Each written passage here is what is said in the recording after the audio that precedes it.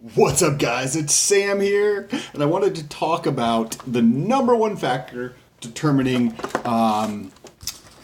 your wealth in retirement. And I put together a little example to go through, so we're going to walk through that.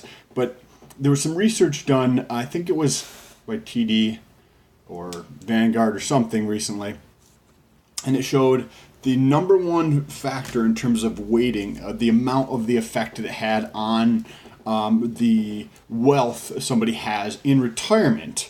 And it's not the. But before I get into that, make sure you press that subscribe button and the little bell notification so YouTube can notify you every time I post a video. So it's not the rate of return. It's not the income. And what it is, the biggest factor is the actual savings rate. How much you save of your income, right? So if you make $100, if you save 10%, that's $10. If you save 25, it's 25. 50 is 50%. Okay.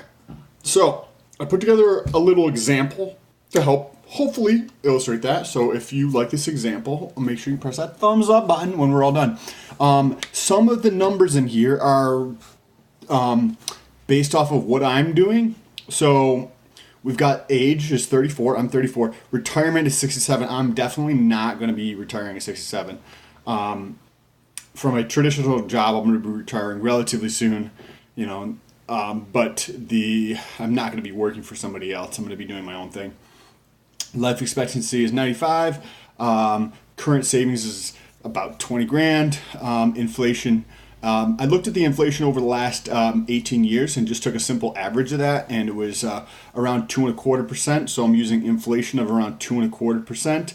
Salary increases of around 2.25 to match inflation as well. So I actually have the inflation. I rounded up to 2.3 for inflation and the salary increases. And I want to illustrate how important the savings rate is.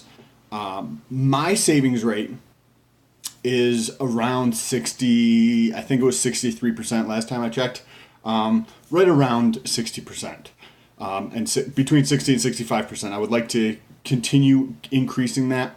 And my burn rate, which is just like the lowest amount that I can spend in a given month, is below $2,000. So if you say my minimum burn rate is $2,000, that means how much I can live off of, and I can travel and do all sorts of stuff, buying whatever I want for $2,000.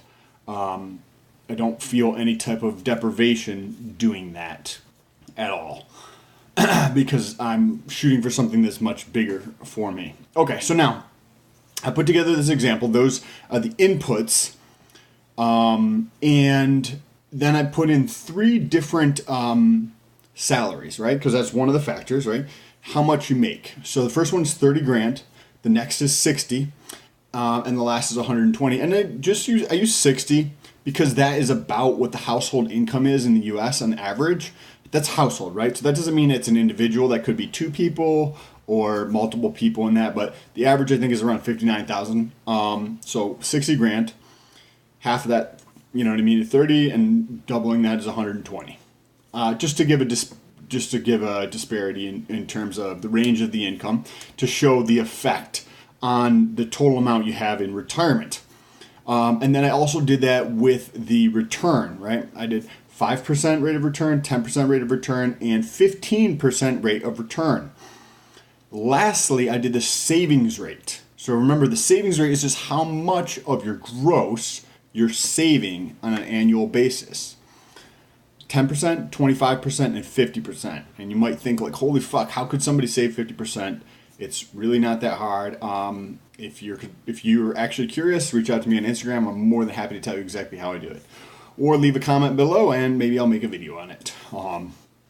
I've also made plenty of videos on that topic or similar topics in the past if you want to check those out.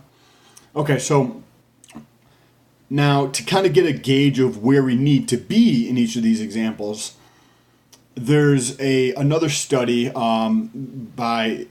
called the Trinity study for short. Essentially, there's a general rule of thumb for how much you need in retirement.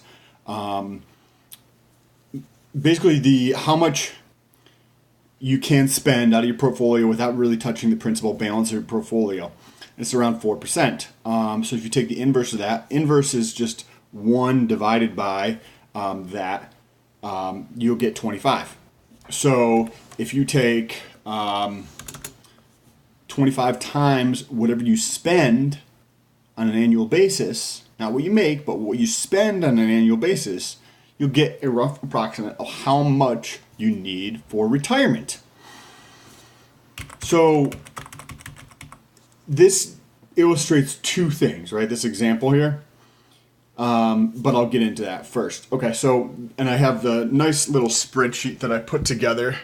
All right, so in this first example, right here, the 4% rule of thumb, we need approximately 675,562,000 and 375,000.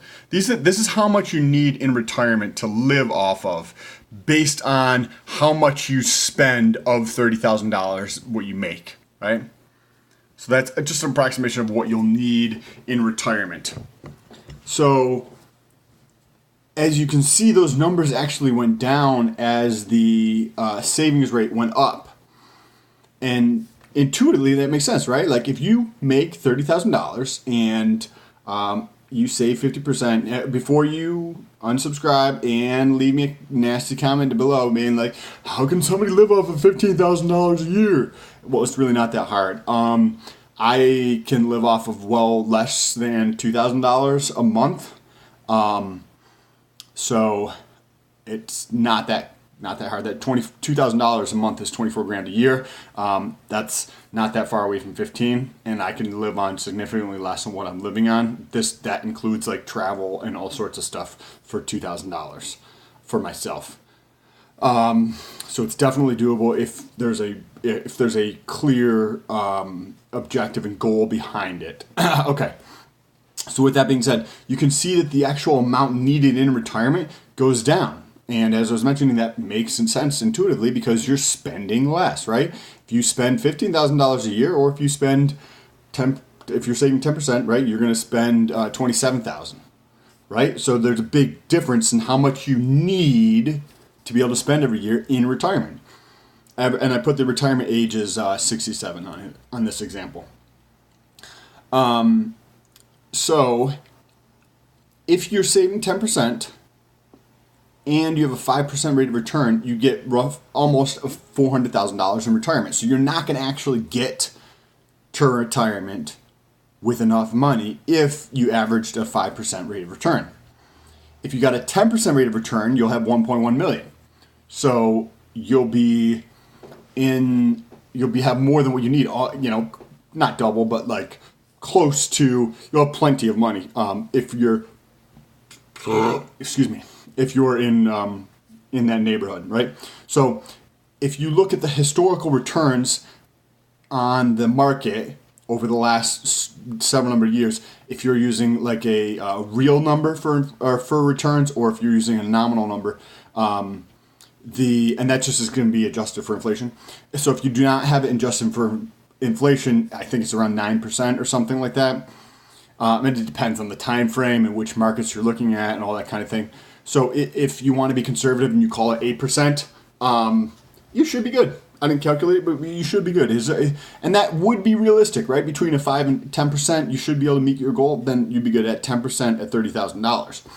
But as we go up to the $60,000, which is the average for the household, right? So you're going to be saving $6,000 a year at 10%. What you need in retirement is $1.35 million. And the same thing plays out there. You're going to need a return between the 5 and 10%, which is realistic over the long run to get something in that neighborhood.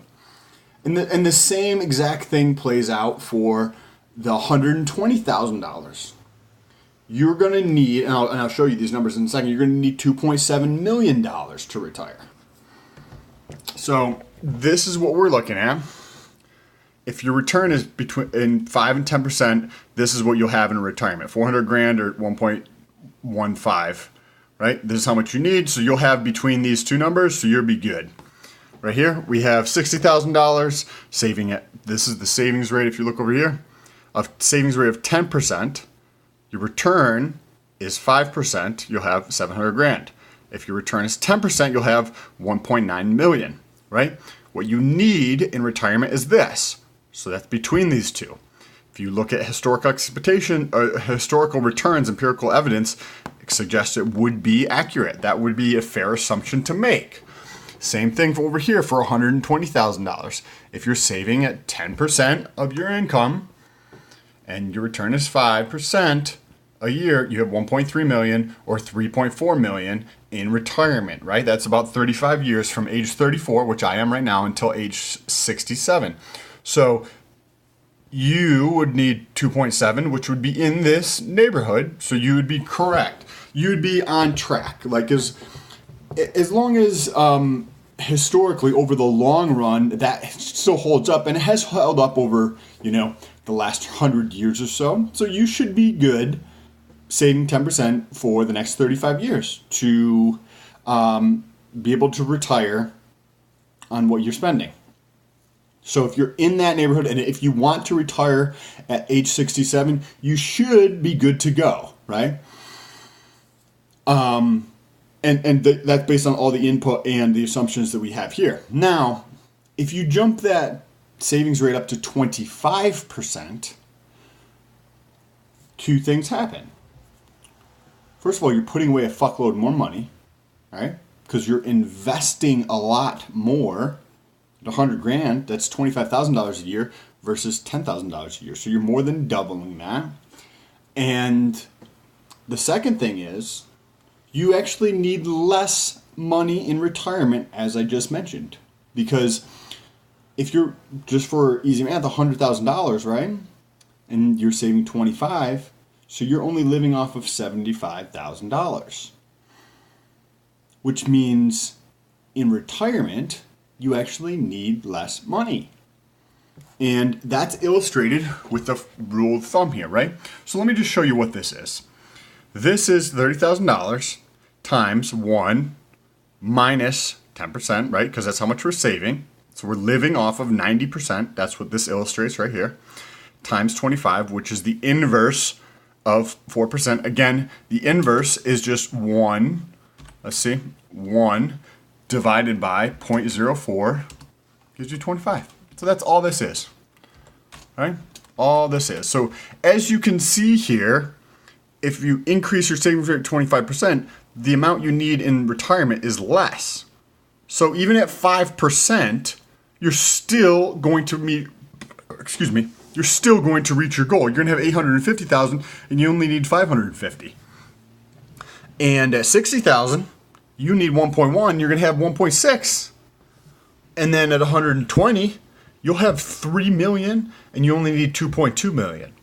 So, and that's at the 5%, right? That's at the 5% rate of return, right? You're very conservative with your investments and the money you put away. You're only making 5% a year, which is lower than what the empirical evidence shows us is reality, assuming that it held true for the future or something in that neighborhood did.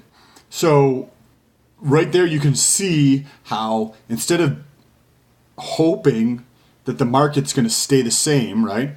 Maybe over the next 40 years, 35 years, until age 67, if you were 34, the market returns 5%, right? And in the first example where you're saving 10%, you're just SOL, right? Because when you get to retirement, you're not going to have enough money, right? Like, okay, you can talk about Social Security and you get a pension and these other things, right? I'm not going to rely on that for myself. If Social Security is still around, cool, I'll take it. But I'm not going to factor that into my decision making. It's 35 years away, and with the way the country's going, and also I personally don't even know if you've watched my other videos, have been following along. I'm not even sure if I'm going to be staying in the United States over the next several years. So if I renounce my citizenship, I'm not even going to get that in retirement. Okay, so the next example is at 50%. And you might think that's completely crazy for your current state of how you're living your life, but it's really not that bad. Last year, working, running my own business, I was paying myself $500 a week. That's like 27 grand a year. And I was still saving money. I was above 10%. I didn't actually calculate it, but I was probably doing 10 and 25% of what I was saving. Like, I don't need to buy myself shit, and I don't need to go out. So it's perfectly possible. I make significantly more now, and have other sources of income now. But wanted to illustrate that you can do that. You can get between 10 and 30% savings rate at very low income, right? I had 27,000 roughly, and I was still saving well over 10%. And that's running my own business. Like, you can do this. It's not that hard. You just have to have a purpose behind what you do. Now, if we go to the examples in the chart here, right, where you go up to 50% savings. This one where it gets super interesting, and this is much closer to where I am because, as I mentioned, I'm at 63% savings rate. So 50%. Just because I feel like that's slightly more realistic, even though it might be so far out of your realm if you're watching this. But 63% is closer to where my reality is. So at 50% savings, 35 years investing at 5%, you're going to have 1.6 million. But now you only need 400 grand for retirement. So that is amazing. Same thing over here at 60 grand. You have 3 million, 3.1 million. All you need is 750. You have 3 times what you need. Right here you have about 4 times. And over here you have a little bit over, or right around 4 times as well. And then over here you have 1.5. Again, about 4 times what you need in retirement. This is a 50% savings rate on $120,000 at a 5% rate of return. And that's at the low end, right? It easily could be a 10% rate of return. And you could have somewhere between 8 million here and 3 million. Or even on the low end of 30,000, 1.6 to 4.1, like you could have 2.5 million, right? That's still plenty more than what you need. Now, what that represents is an opportunity to do 2 different things, right? You could live a much more extravagant life in retirement than you did during working years.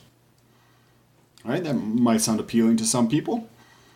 All right, you could go on a lot more vacations. You could buy yourself a lot more toys. You could do a lot more and live a much different lifestyle in retirement than you did while you were working. That could easily be appealing for a lot of people. Now, what I find intriguing is that delta, the delta is just the difference, the delta between, say, the $30,000 example where it's 1.6 in retirement at 5%, and you only need 375, what that 1.2 or whatever million extra represents to me is time. Because I'm not going to wait till I'm 67 to retire. That's why I'm saving 63% of what I make. And it's perfectly possible that, like, I'm still debating to go get a job at fucking Walmart or like a digital marketing agency or something to work at nights and weekends on top of my job so that I can get my savings rate up to 80% or 90%. That means that's all time. So instead of having retirement in 35 years, why not 15 years or 10 years? Or in my case, even less than that. You get to decide. And to me, that time seems way more exciting. And also, when you think about it, right? I'm 34. I'll be not working for somebody else relatively soon, even if it's 6 years, and if I'm retiring at 40, is there really a scenario with any sort of high probability that I'm not going to do something productive in terms of generating some type of economic return to me over the next 60 years? Very unlikely. If I retire at 40, over the next 60 years, right, 1.5 times my life, there's a very high probability that I'll be doing something that I just love and enjoy doing. And through doing what I love and enjoy doing, I will probably also generate some additional sources of income or sorts of income, right? Or like maybe I start spending more than what I need or spending too much, right? Like my worst case is I could just go back and work part-time. And that's everybody else's real life. Anyways, I appreciate you guys. Anybody who's made it through this far, this is a long video. Make sure you press that thumbs up button if you enjoy this type of content. I enjoy this kind of thing, so make sure you press that thumbs up button. If you got all the way through the video, if you have any questions, let me know down below in the comments. I'm happy to answer them, or reach out to me on Instagram. The link will be in the description. Peace.